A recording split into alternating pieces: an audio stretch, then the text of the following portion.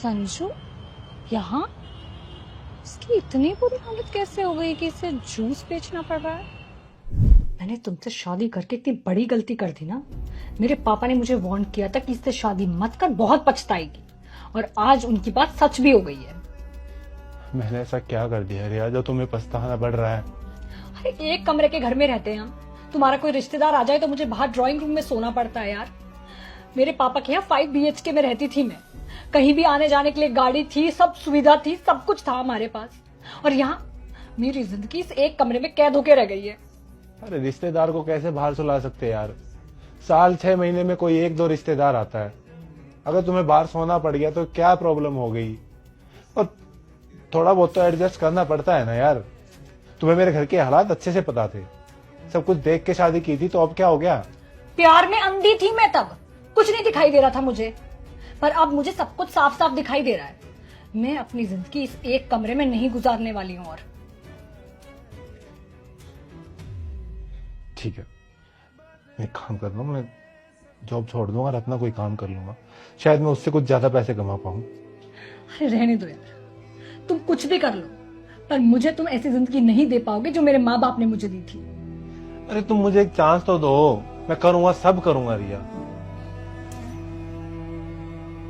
तुम हमेशा से गरीब थे और गरीब ही रहोगे। मैं अब और इस गरीबी में नहीं रहना चाहती हूँ।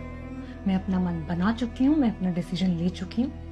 मुझे तुम्हारे साथ नहीं रहना है। मुझे तुमसे डिवोर्स चाहिए। मैं अपना सामान पैक कर चुकी हूँ और अब मैं जा रही हूँ। भैया मुझसे जो भी गलतियां हुई है मैं उसके लिए तुमसे माफी मांगता हूँ। वापस घर चलो, तुम्हें अच्छे से पता कि मैं तुम्हारे बिना नहीं रह सकता। संजू, मुझे अब तुम्हारे साथ और नहीं रहना है, और अगर मैं उस घर में वापस गई ना तो पागल हो जाऊंगी। बाबा जी आप ही समझाइए ना इसे। अब मैं क्या समझाऊं इसे? मैंने तो इसे तब भी समझाया था जब ये शादी करने जा रही थी कि मत कर ये शादी, पछताएगी, लेकिन तब भी इसने अपने मन की थी। और अब मैं समझा रहा हूं कि अरे कम से कम तलाक ही मत ले, लेकिन मेरी मां ने तब ना। भैया चलो ना वापस, हम कितने खुश थे साथ में।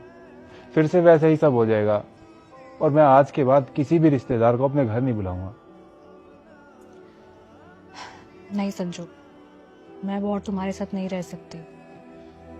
मुझे तुमसे डिवोर्स चाहिए और कुछ एलिमनी भी चाहिए होगी। ठीक है, अगर तुम इतना लंबा सोच के बैठी हुई हो, इतना सब कुछ सोच लिया है, बता देना कितना पैसा चाहिए, दे दूंगा।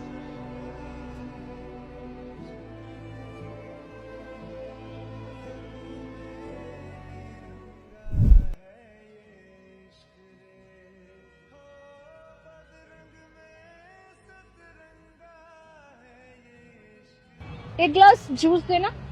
मैडम 5 मिनट लगेगी, अभी बस शुरू करिए, खोलिए दुकान। ठीक है। अच्छा एक बात बताइए, आप देखने से तो अच्छे खासे लग रहे हैं, पढ़े लिखे भी लग रहे हैं, तो फिर ये जूस क्यों बेचना पड़ रहा है? अरे मैडम है कुछ मजबूरी। ऐसी भी क्या मजबूरी है?